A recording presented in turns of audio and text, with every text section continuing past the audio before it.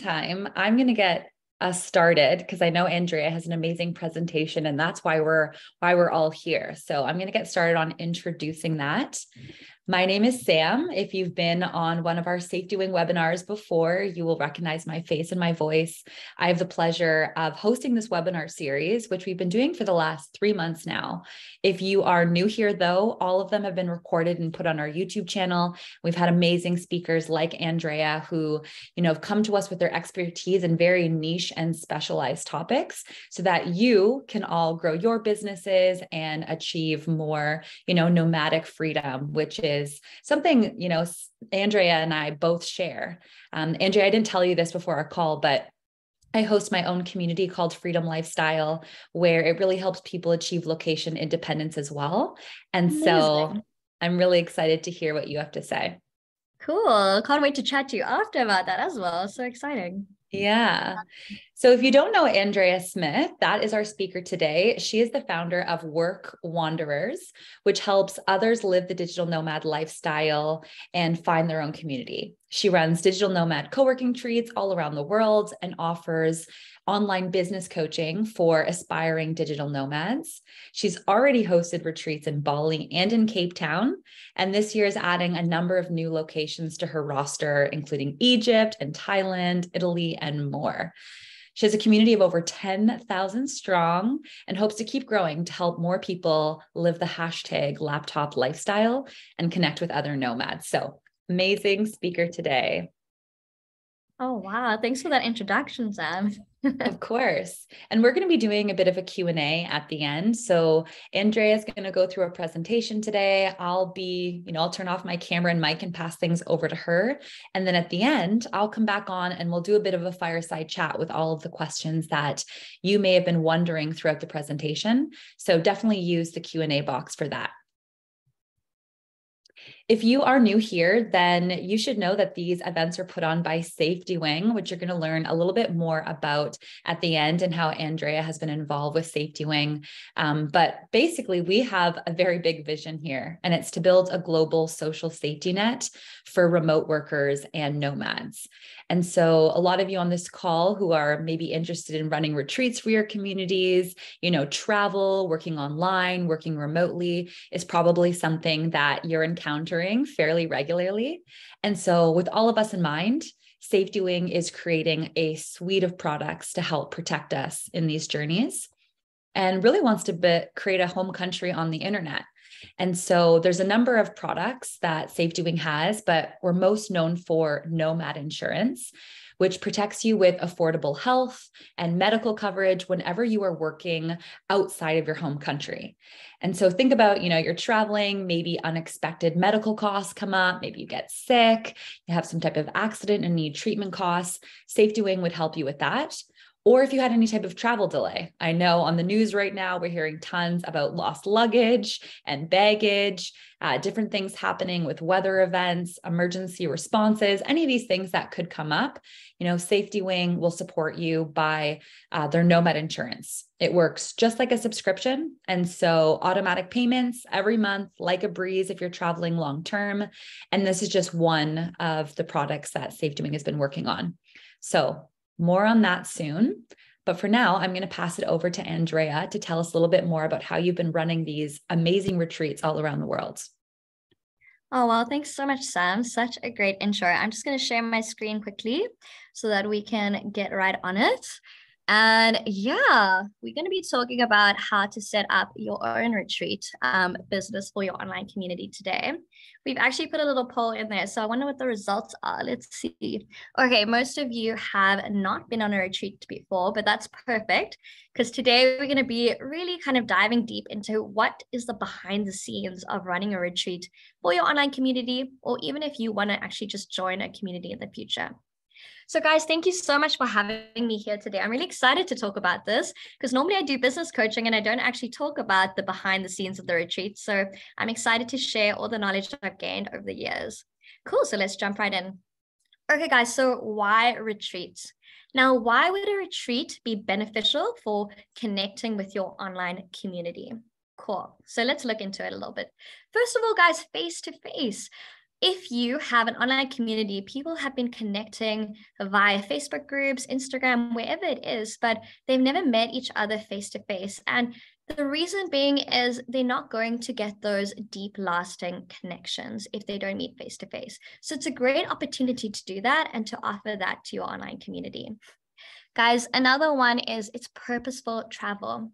So when you think of a retreat, I want you to not think of a holiday or a travel package. It's got intent behind it. It's purposeful. It has a goal and it has an outcome.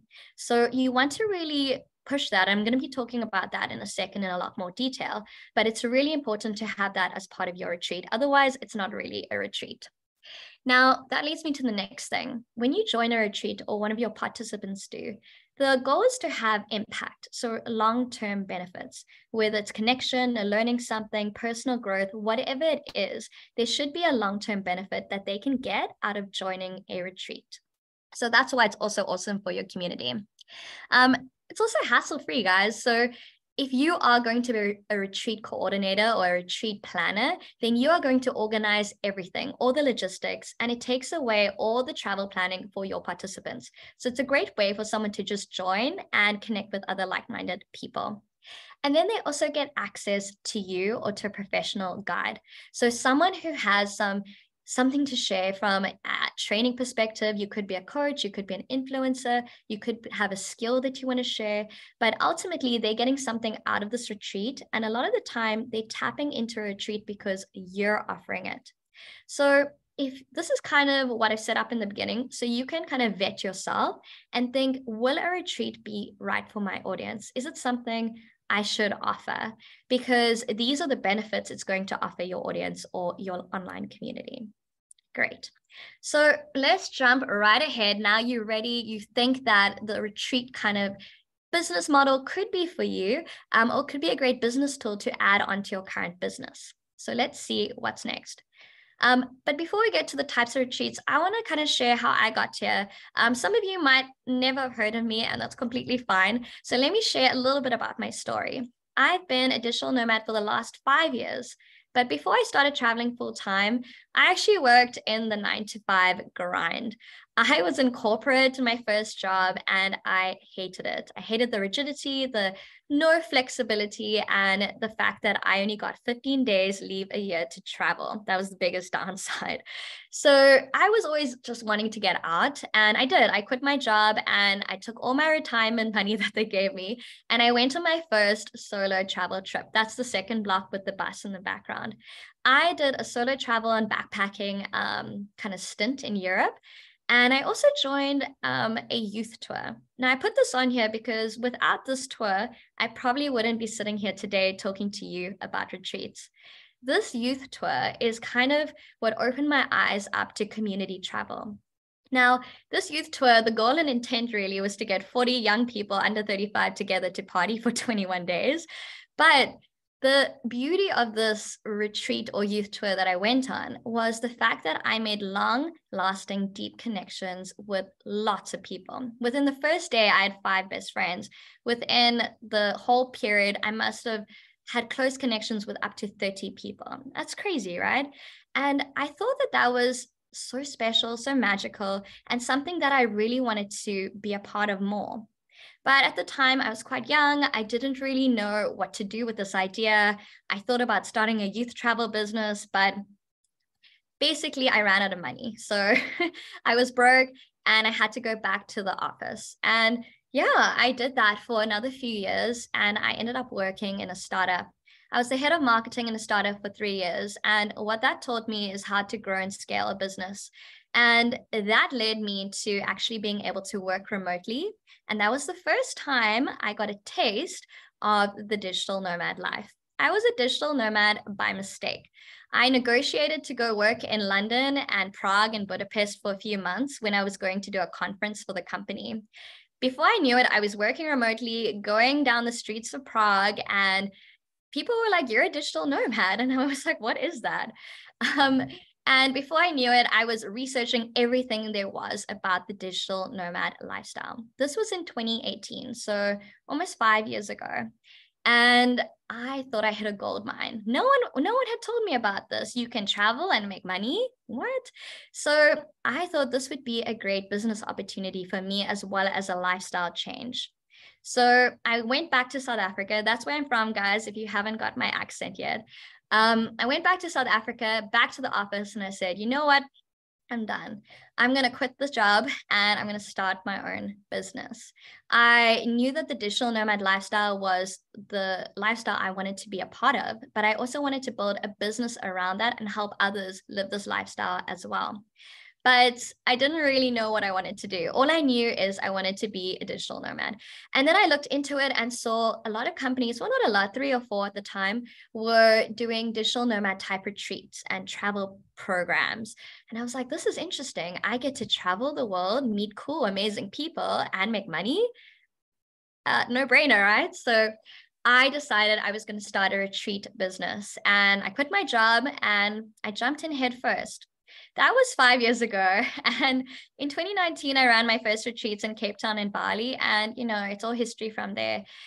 I started my business without any experience, without ever having run a retreat and never working in the travel industry. And I'm telling you the story now because if you're in a similar position where you don't necessarily have that experience, I'm telling you that it is very possible to make this work for you as well. Cool. So that's my story, and that's how I got here. I also do coaching now and online courses, but the retreats are part of my heart, and I love running them because, of course, travel is my passion.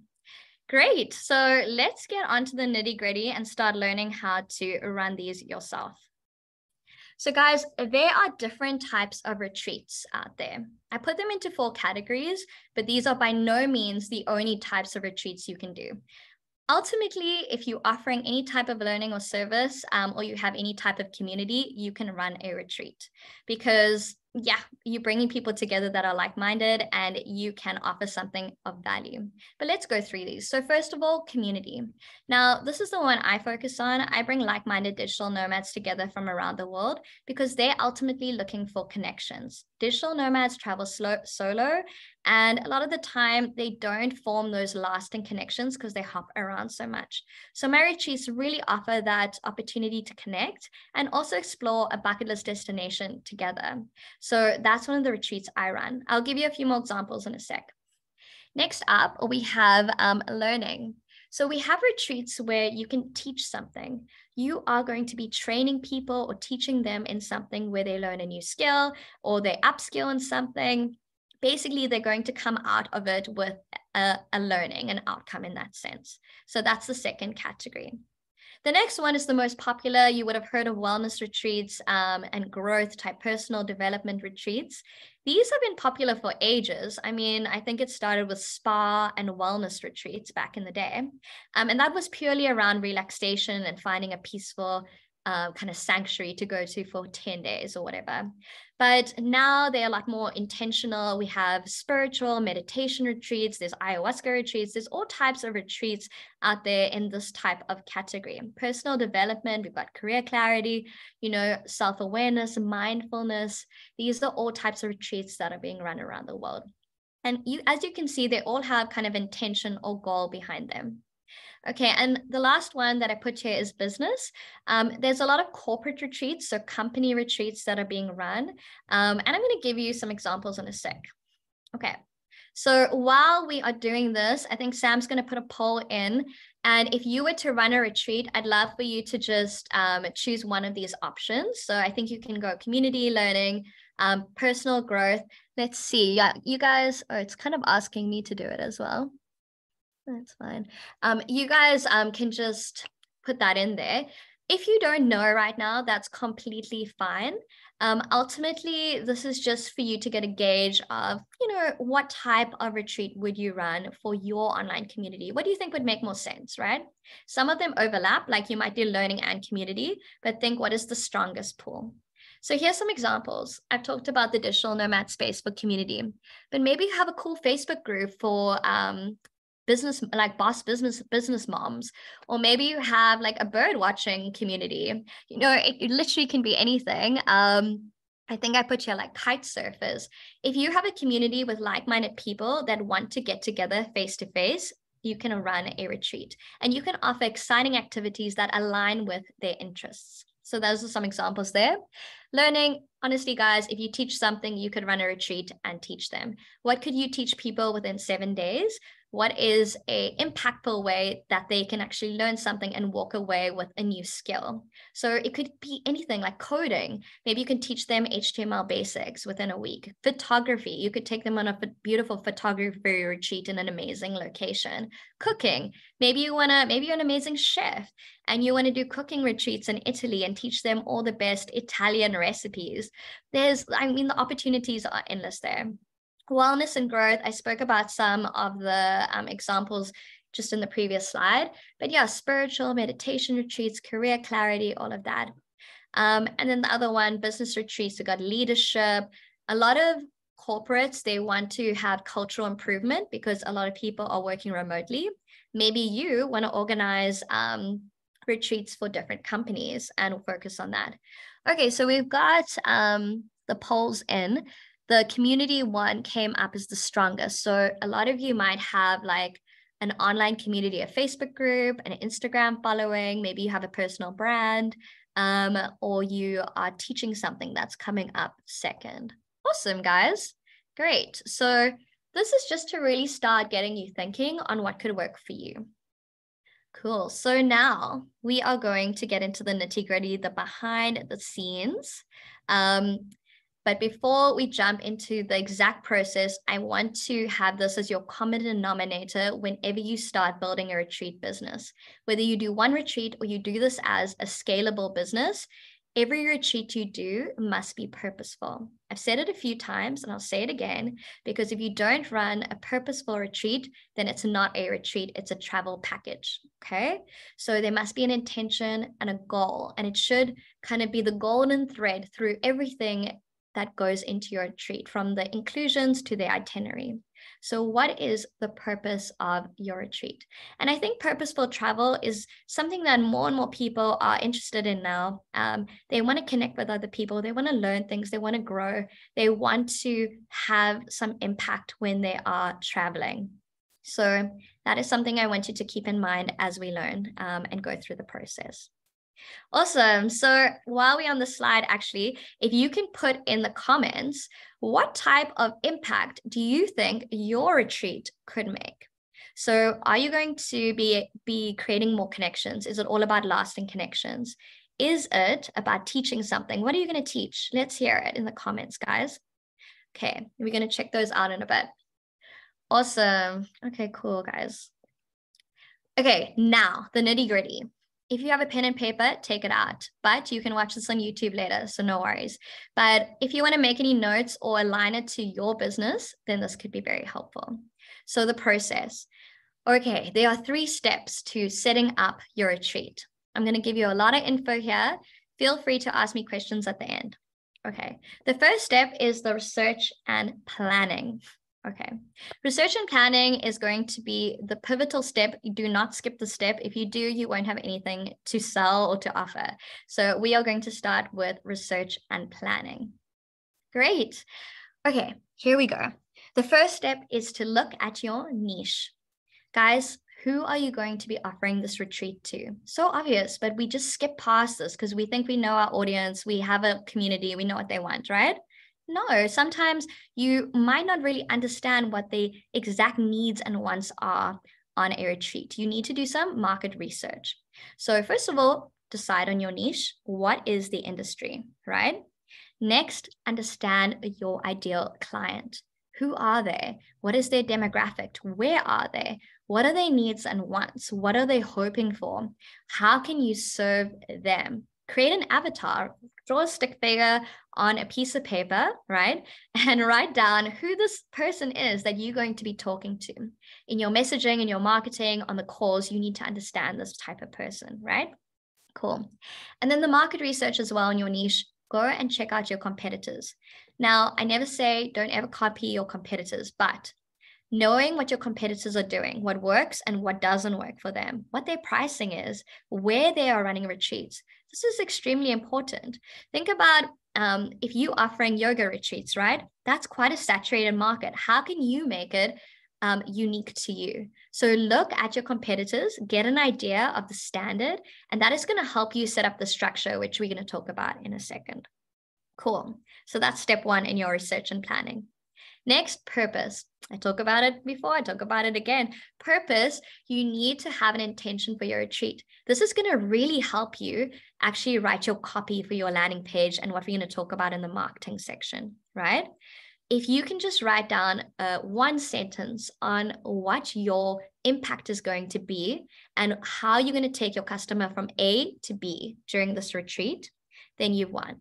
Right? If you can communicate that well, it's going to help you so much in the sales process. And also what you're doing, it's going to make you understand your own retreat business really well. Okay, cool. And yeah, I've written USP. If you don't know what USP, it's a unique selling proposition. This is what makes you stand out from your competition. So is it your values? Is it where you run the retreats? Is it the impact that you make? Is it your unique vibe and what you offer as the retreat leader? What is your USP? Cool.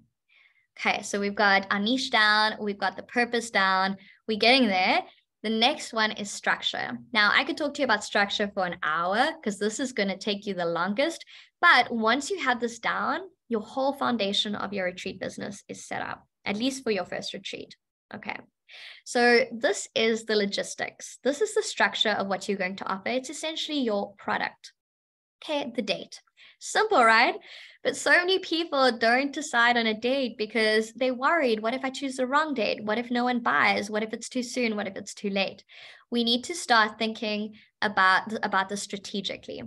Choose a date that, first of all, is going to be in the right season. It's going to be maybe not in peak season, not too expensive. But also think about how long your retreat's going to be. Is it a 3-day, 5-day, 10-day retreat? If it's just a weekend retreat for moms that can't really be there during the week because they're looking after their kids and taking them to school, then make it a Friday to a Sunday, right? Simple. We need to be strategic about it. So pick a date, and once you've done that, go for it, right? Do not go back and forth. Just pick one and let's go. Next up is the location. Now, we all get kind of excited. Let's do a Bali retreat. So fun. Yeah, Bali is amazing and it is great for retreats. I do them there. But we need to think, what does our audience want and need? Is a local retreat better? Or are we going to do an international retreat? What is the accessibility for our clients? Is it easy for them to get there? Do they want to get there? Where do they want to travel? It's not about what you want or what you think is pretty and cool. It's what your customer needs.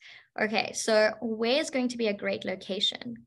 Think about also the planning process. It can be kind of scary when starting out if you've never been to a new location and you organize a retreat just through the internet and all research and planning. So think about yourself as well and what you're okay with doing. Alrighty. Then venue and accommodation. So this is going to be a big part of your retreat, the venue and the accommodation. Now, the typical yoga retreats use retreat kind of venues for yoga. They're like yoga studios in Bali, for example. Now, if you're doing a bird watching retreat, then think where's going to be the best venue for that, and maybe you get private accommodation. Think about your audience and what they need. For mine, for digital nomads, a lot of the time they need private rooms, they need very good Wi-Fi, and they need desks in their rooms as well. They also like community and having a communal kitchen. These are all things I have to think about when finding the perfect accommodation. Plus, you have to think about safety and location and convenience. So all of that's very important. So write down a list of the requirements for your audience and then go and do some research and try and find the perfect accommodation. Awesome. Okay, hopefully you're not too overwhelmed yet because we're just in the research and planning phase, but you guys are doing well. I hope that you're getting some ideas sparked for you. Okay, so we're still in the structure. Next, we just need to do the next part, which is really fun, the inclusions. What's going to be included on your retreat? We got accommodation, they have to stay somewhere, right? Then think about food, think about activities, think about airport transfers. You can include trainings, of course, as well. And, there's many different things you can do, full day trips, cooking classes, you name it, but think about what your audience wants and needs. Also, don't jam pack your itinerary too much because people need a little bit of time to decompress, to connect with others, and to feel like it's not, such a jam-packed itinerary sometimes. Okay. And then have a calendar. So a calendar is for you as much as your clients. If you have a set out calendar of what happens every day, then you're going to feel a lot calmer knowing what to expect, and they will know what to expect too. Okay, great. Now the fourth one, costing. A lot of people ask me this question because they're like, how do you make a profit? How do you make money off these retreats? So first off, before we start making money, we need to figure out what is the cost per participant to do this retreat. We've listed our inclusions, but we need to cost each of them, right? So how much is the accommodation per person? How much is the food and drink? How much is the activities and all the other things that are part of our inclusions? Once we have that number, we'll have a cost per head, okay? After we have that, we can then create a markup. So all retreat leaders, planners around the world, this is how they make a profit. They will put a margin on top of the basic cost price. Okay, so we'll talk about pricing in a little second, but when you are thinking about what to price your retreats, the best way to do it is look at your competitors and see what the market standard is. Okay, I will talk about some mistakes that I made in the beginning at the end of the webinar or workshop, but at the end of the day, being as competitive as possible is going to steer you well and make sure that you're able to make a profit and not just break even, or hopefully not make a loss. Okay, so this is research and planning. Thumbs up if we're feeling like we're ready to start researching and planning for our retreats. Do you guys have some of the structure? We've got the niche, purpose, we've got the structure and the costing. Okay, so that is the first phase. Alrighty. Okay, cool, guys. Then the next bit is marketing and sales. So we've got a beautiful, pretty, amazing retreat. We know everyone's going to love it, but we need people to buy it now. And we all have our strengths. Some of us are salespeople. Some of us are idea creators. Some of us are people's people or people's persons, whatever you want to say. But ultimately, you need to be a jack of all trades if you're going to run a retreat business, or you need to hire some people to help you with it. So marketing and sales is next, and it's extremely important. So first off, this is a no-brainer. You need a landing page where you're going to send people who are interested in your retreat. I put this here because sometimes people might just have a discovery call, but ultimately you need to break down everything that's included. This is essentially a high ticket item someone's buying. They will take a lot of time to consider whether this is for them. So they need detail. They need, what is the transformation? What is the impact, right? What are the details? What is included? What's the pricing? This all seems so obvious, but we need to make it as attractive and as transparent as possible on your landing page. Great. Now, I know some of you that are joining, maybe you're a bit of an influencer, maybe you've got an amazing online community that is super engaged. Whatever it is, you guys are in a beautiful and amazing position to start a retreat business. Because you can leverage your existing audience because they know, like, and trust you already. Most of them are probably big fans of you and would love to go on a retreat with you and learn from you, or meet other people that are like-minded. So if you do have an existing audience, seriously think about running a retreat for them, because honestly, it will be quite, I'm not going to say easy, but it's going to really put you ahead of the game in terms of filling your retreat. Cool. If you don't have a retreat like me when I started, don't worry, you can do it. You can do this. But you need to then think about how you can leverage other audiences. When I started, I actually used other Facebook groups. I pretty much searched digital nomad on Facebook and joined about 50 Facebook groups. Back in the day, it was a bit easier to communicate with people through them and actually post about my retreats.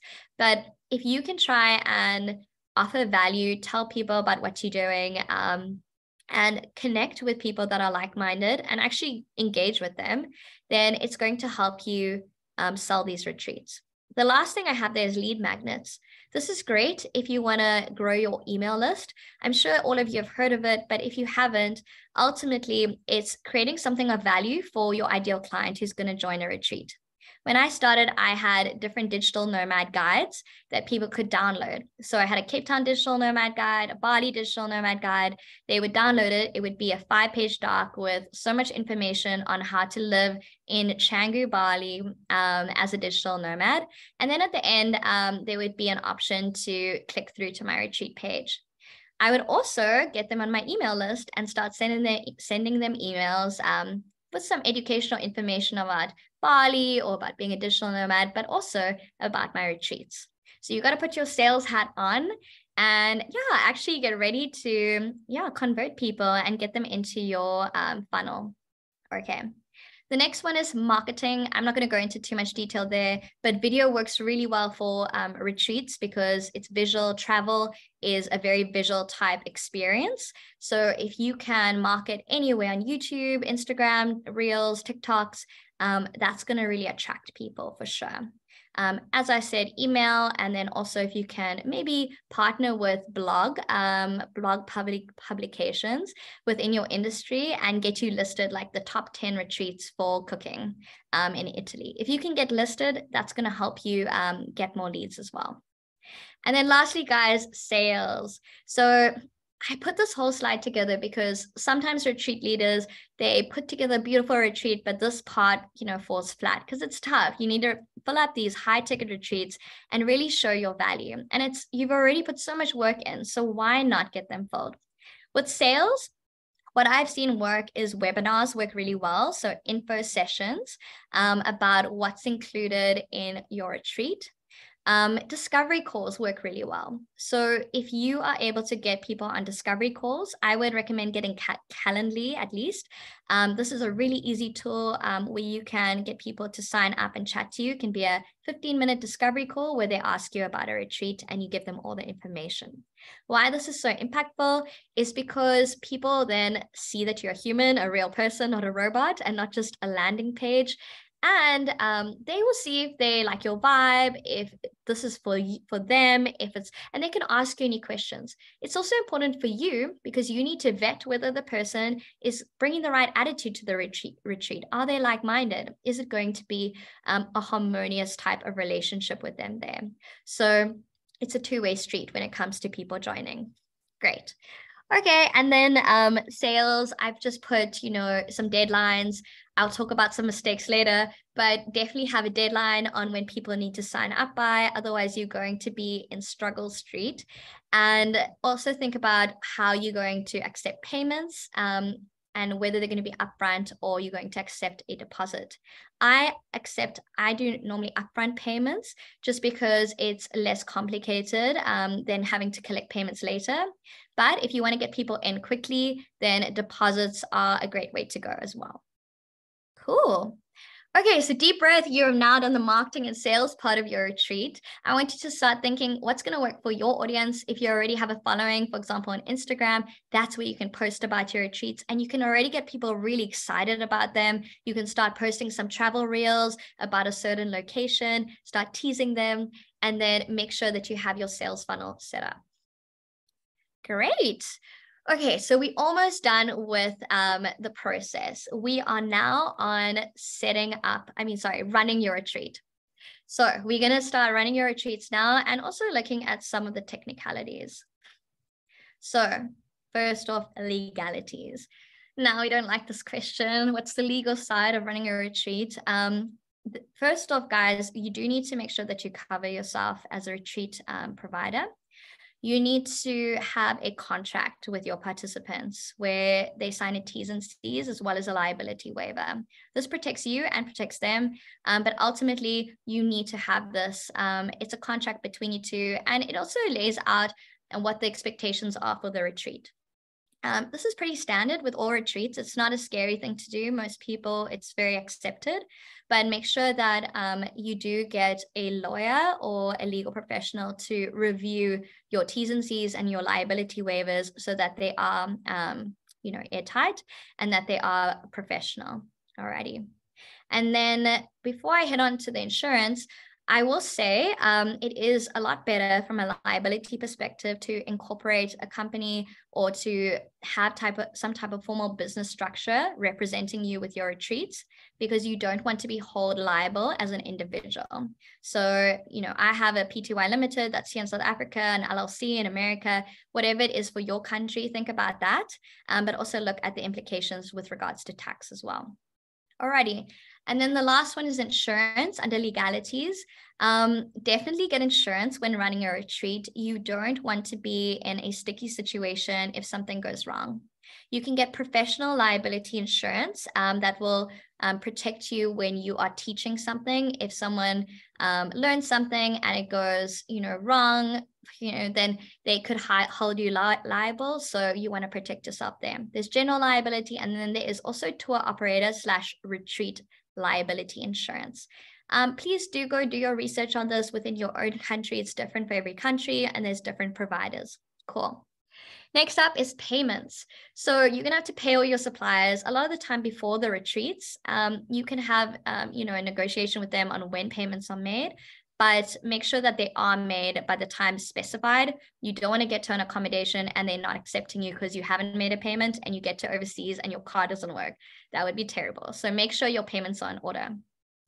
Next up, when running the retreat and getting ready to go, is your onboarding. You want your client and participant to feel excited, you want them to feel ready, and you want them to feel like there's a lot of transparency happening here. So you want to communicate with them directly. You want to make sure they sign the contracts that you've sent them, very important. You also want to make sure that they feel orientated. So they're going to receive their calendar, an itinerary, and when they get there, they might get a welcome pack. So we get a welcome pack with all the onboarding information, house rules, everything like that. And sometimes even a bit of swag, like a t-shirt or something. It's really nice to bring the community together and make them feel like a group. So that's just a little tidbit that you could do as well. Cool. And then facilitation. So you can decide if you want to be the retreat leader or you want to hire a retreat leader. Running a retreat takes a lot of energy, and you need to be very present. You need to be engaging, and you need to be able to be there all the time. So I run a lot of the retreats, but I also sometimes get a community or social manager just to take a little bit of the heat off when I'm feeling a bit tired. So that's something to consider as well. And guys, have fun when you're running your retreats. So that's also super important. So congrats, you made it through the process of setting up your retreat for your online community. Amazing. Now, hope you guys feel good getting ready for that. Now I'm going to talk about what people love talking about, which are the common mistakes. The common mistakes that people have when they're setting up a retreat, and these are all mistakes I have made when I started, so I've learned the hard way. The first one is pricing. Now, if you are someone who loves offering a lot of value, you want to give everyone the best price possible, and you just want it to be so accessible to everyone in your community, great, I've been there. But the problem is if you lower your price too much, especially when starting out, because a lot of people think if I start out, I can't offer what my competitors offer. It must be lower because I'm new, right? Wrong. If you do this, you can break even, or you can actually go bankrupt, which isn't beneficial to you in the long run or your online community. So make sure that you price your products so that you can incur unforeseen costs and that you can still make a profit. This is very important, guys. Definitely look at your competition, look at your costings, and yeah, please, please, please, if you don't know what a feasibility is, then you can Google that, and there's some Excel sheets online where they'll give you a free feasibility kind of setup. But basically, it's all your costing, all your prices, and make sure that you are going to make a profit. Awesome. So pricing, please don't make that mistake. Don't go too low. Yeah, leaving sales to the last minute, also done this.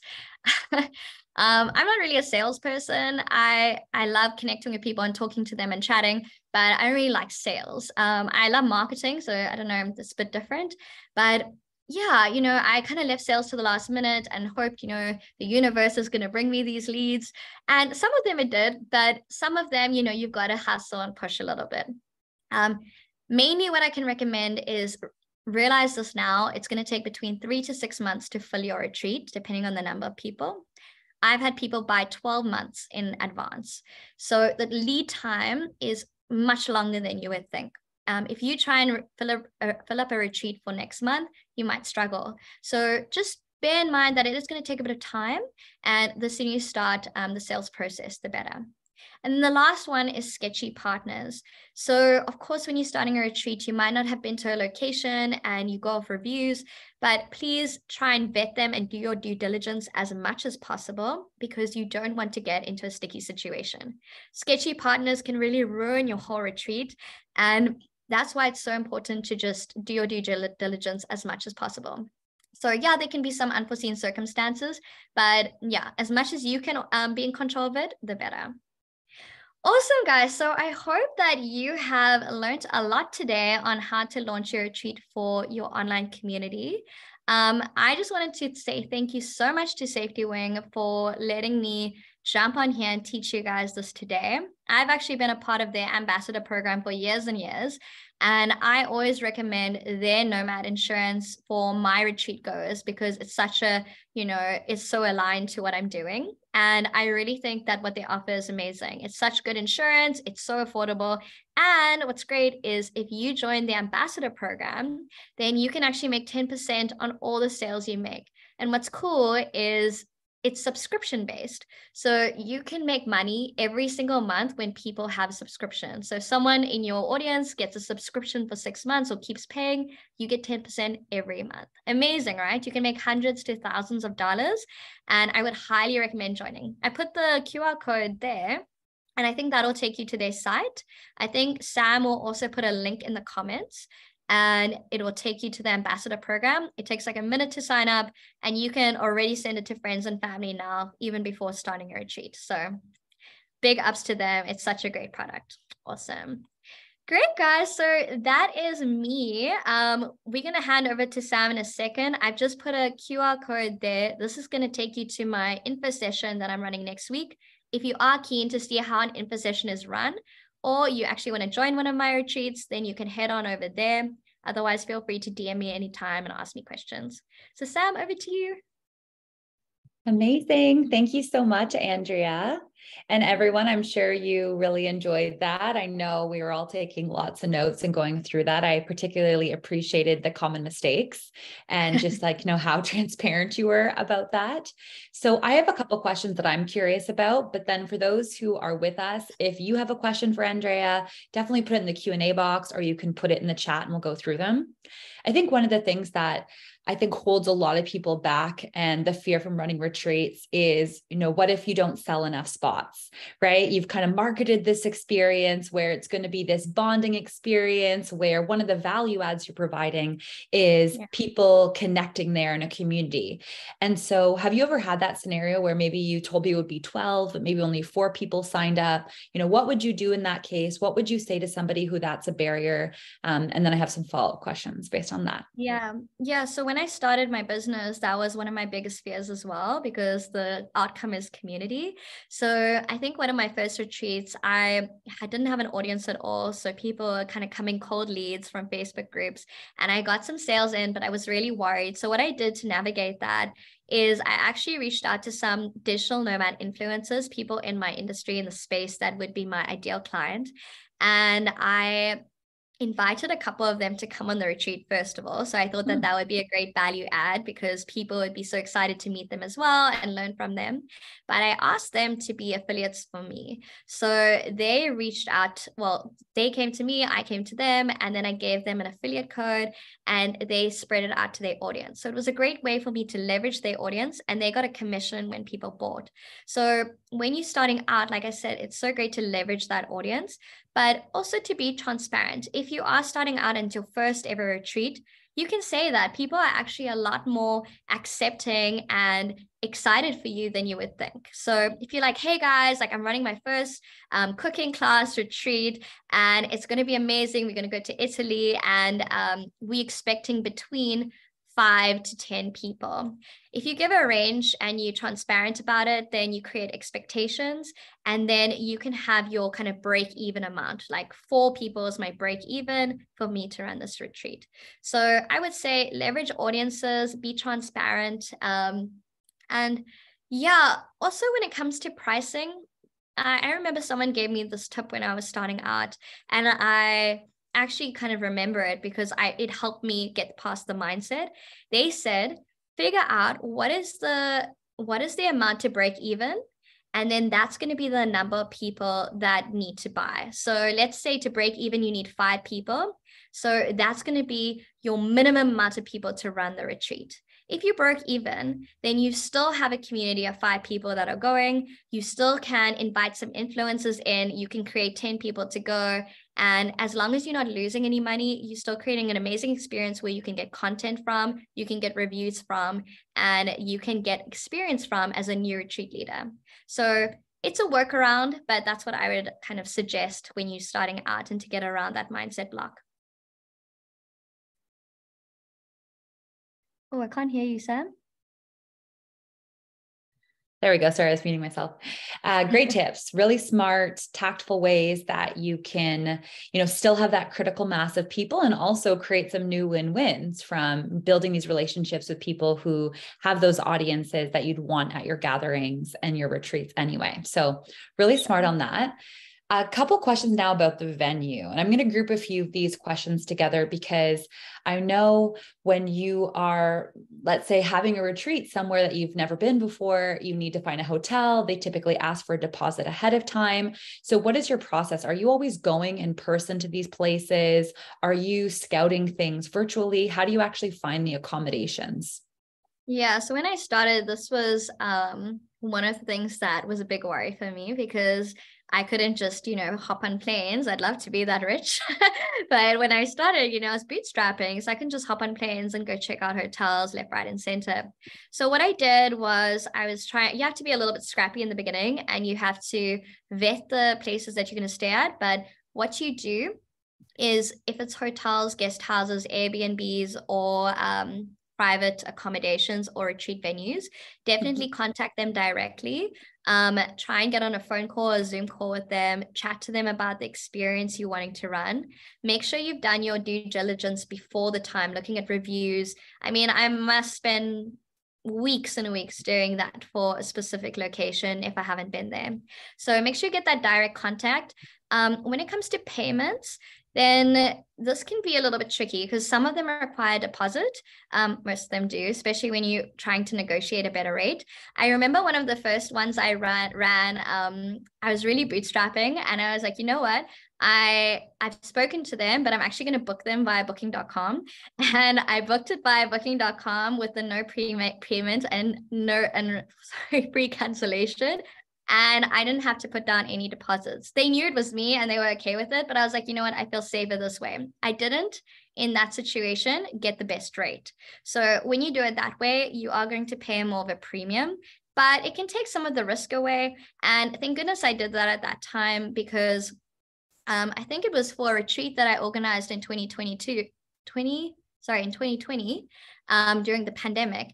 And I had organized it for April 2020, and it was in Tbilisi, Georgia. And if I hadn't done that, I would have lost a lot of money because I would have maybe waited a year to get that 50% deposit.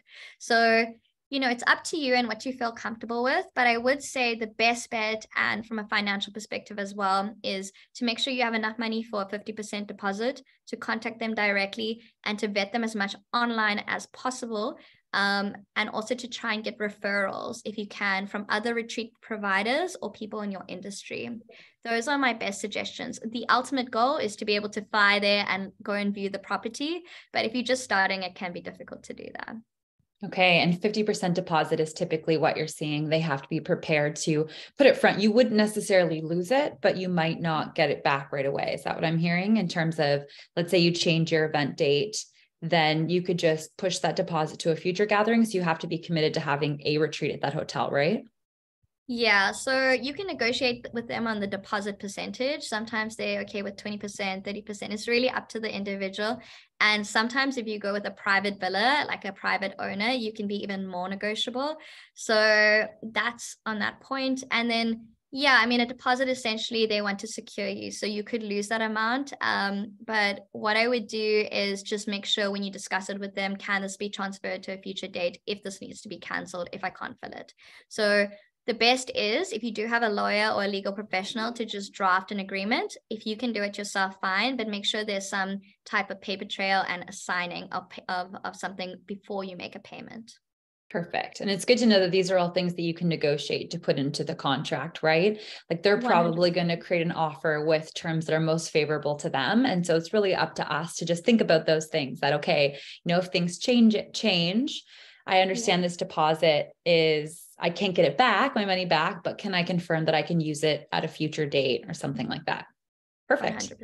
Yeah. What about accommodations for large groups? I actually help host the Safety Wing team gatherings. And so their team has grown quite a bit. And we use a tool called Cvent a lot of the times to get hotels to actually make proposals to us. Have you ever used that? And is there another tool that you're using to accommodate big groups that you'd recommend? Yeah, so when I run retreats, they generally not that big because I really want to create like that kind of intimate experience. So my group sizes are anywhere between, well, when I started, it was like 10 people, and now it's between 10 to 30. So that's kind of the max.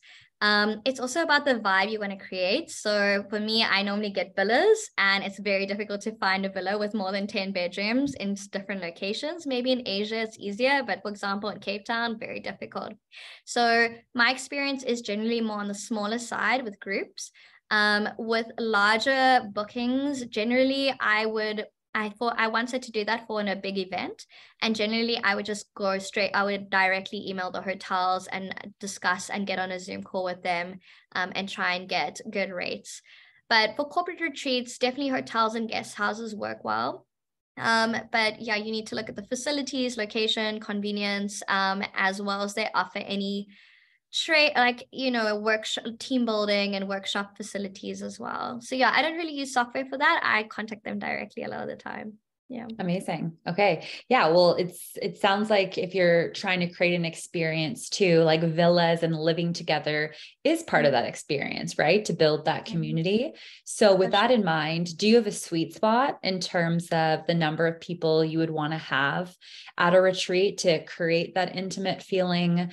Have you ever had one where it was too many people and you learned, okay, like that isn't what I'm looking to do? How do you line on the number? Yeah, it's a good question. It's really about your objective for your retreat. But for my retreats personally, I find anything over 20 is almost too, 20 to 25, I would say is the max. Anything over that, it becomes groups within a group. So we want everyone to try and interact with each other and feel very like open and safe, and they can be vulnerable and really connect on a deeper level. But when it's too big, what happens is, yeah, of course, little groups form when people connect with each other, and then yeah, it can be less intimate. And I think that's pretty similar for any personal development and any kind of mindfulness type retreats. The more intimate and more safe the space is, kind of the more open and vulnerable people are going to be with each other, and that creates the deep connections we look for. Yeah. Perfect. Okay, that's good insight. And so I know when you're having these retreats, right, you got to think about, what are the basic living necessities for people? So we have accommodations, we know where they sleep, but then what do we feed them? How do you typically run the food operations for your retreats? Are you going to restaurants? Are people doing like grocery shops and, shared meals and kitchens? Do you have a chef? Maybe a mix? How do you think about that? Yeah, so I normally do that according to the location. So for example, in Bali, it's very easy to get a chef and for a place to be catered. And you also need to think about your location. Are you very isolated? Are you close to grocery stores? Are people able to cook? Is there a kitchen? So I always look at the accommodation firstly and the location. I do like to include breakfast if possible at a bare minimum. And it depends also on the length of the retreat. Sometimes I've run month-long retreats and it's not sustainable to offer food for a month. So in that case, it would actually be people cooking for themselves, but in that case, they would definitely need a kitchen. So it's very on a case-by-case basis. For the retreats next year, most of them all include breakfast at least. And then we do have a welcome dinner, and then we make sure that if they want to cook for themselves, they can. I did find it quite difficult with the food situation because right now, well, always, but people have very specific dietary requirements. I think I had a group with a flexitarian, a vegan, a vegetarian, a pescatarian, and a carnivore type. So, to accommodate everyone can be very difficult as well from a dietary standpoint. So that's something to consider as well. Okay, all very good points. And so let's talk about the numbers behind your business, because we had two questions around that. So one person, straight up is asking, what are the profit margins, as much as you're comfortable sharing? But I think the bigger question, which someone else asked, is, can this be a scalable business? Is this your full-time business, or is this a side hustle? Is this one revenue stream, or can someone, really create a full-time business out of this based on the numbers you're seeing? Yeah. So when it comes to margins and how much profit you're going to make, it really depends on the value that you're adding on the retreat. So I've seen coaches, for example, offer retreats where they are doing trainings and coachings every single day, and they can charge about $20,000 for a retreat that's 7 days long. So it's really about what you're offering and the perceived value. So if you're offering a retreat and ultimately it's a community-based retreat, I would say that's not going to be as much. It's never going to be $20,000, just because that educational element really bumps it up. So think about what you're adding. In terms of margins, like I said, then it can really vary from 20% to like 80% if you're a coach, and also the location. If you're running in a Bali, it can be very affordable, or if you decide to run it in Portugal or Spain, the prices are going to go up. Anywhere in Western Europe, for example. So it's quite a difficult question to answer. I think you need to think about your niche, your audience, what you're offering in your retreat, and the location you're running it in. Once you have your costings, you can see what is realistic for me to bump up in terms of margin. If you do your logistics really well and you have a really low cost per person, your margin will be more. But if you are trying to do it in Switzerland as a ski retreat and you're hoping for a huge margin and no one in your competitive sphere is charging that type of price, then you might struggle. So it's a tough one to answer, but that's kind of the margin side. In terms of scalability, what I find with these retreats, so this is my full-time job. I do coaching, I run retreats, and I have online courses. But when I started, I didn't have the coaching. And when it was in the pandemic, I have an online community. I teach how to become a digital nomad and build an online business, etc. So that was something that I built in the pandemic time. But before that, retreats was the core business. In terms of scalability, you can scale this, but you do need to hire a team. You do need to so that's the only way you're going to grow. Funding is something that you can also look into. Remotia is one of the famous examples for getting funding in the space that I'm in, and that helped them scale. So of course, funding is something you need to look into. And you're only going to get funded if you're offering something very unique and that does have, margins that the investors are going to like. And then another thing that can help you scale is at least hiring retreat leaders around the world. So people that are already based in a location, for example, Bali, Portugal, wherever you have a retreat, that can just join the retreat and you can pay them. So less transport costs for them. And if you had a retreat every single month through the year, it would help you to grow. But of course, it's going to take time. It's not going to happen in a month. And scaling for any business requires growth and funding. Yeah. Amazing. I know we're at time, but I want to sneak one more question in because I think it's a really good one. And it's from Eric, and it's about the actual people on these retreats, right? So of course, goal one is fill the retreat so we can create a community, we can create those like-minded experiences. But then, once you're really good at that, you might run into the challenge of who are the right people to have in that experience. And, maybe you have someone who ends up being a detractor and, actually takes away from what you're trying to create.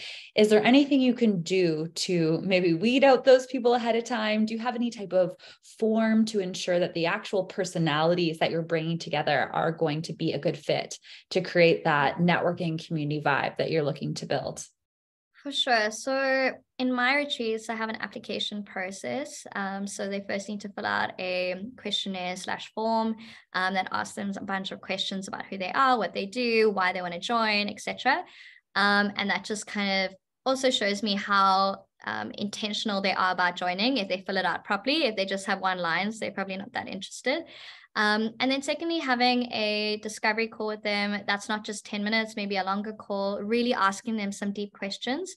And then sometimes, we don't do this now, but I have seen other people in the industry ask for them to do personality tests. But I have seen quite a lot of negative feedback around that because people feel it's a bit intrusive. So it's up to you and the vibe you create. Maybe you can make it, let them do it in a fun way. But ultimately, for me, I generally gauge people pretty well via Zoom, via the call and the questions that I ask. I think trying to get that understanding from them. And on our retreats, it's very inclusive. So I try and get people of all personality types. But ultimately, if they're excited and have the right attitude to join the retreat, I think I've had one person that was difficult on all their ever. But honestly, yeah, it's always been good. I've always had a really great retreat group and vibe. And just remember that there's always going to be different types of personalities on your retreat. And that's what adds such an amazing dynamic to the retreat, right? You're going to get people from all over, and you don't want everyone to be the same. You want them to bring something different, right? And you want them to be from different walks of life, different parts of the world, different careers, so that they can learn and grow and share together and also become more open-minded. So yeah, that's kind of how I look at it. Amazing. Such great information. I know in the chat, people have been very grateful. So thank you so much, Andrea. A couple of people have asked again for the link to your retreat webinar. So I don't know if you want to maybe put that QR code or just pop that link in there. But everyone is still on, we've recorded this. We will be sending out an email with, I believe, Andrea's slides and all of the links as well. But just so you don't have to wait for that. Scan that, get on the list for Andrea's 2023 retreats. And thank you so much, Andrea. We really appreciate it. No problem. Thanks, guys. Thank you so much for having me. Hopefully you got the QR code. And yeah, thanks so much, Sam. I really appreciate your time and having me on here. And thanks so much to Safety Wing. Of course. Bye, everybody. Bye, everyone.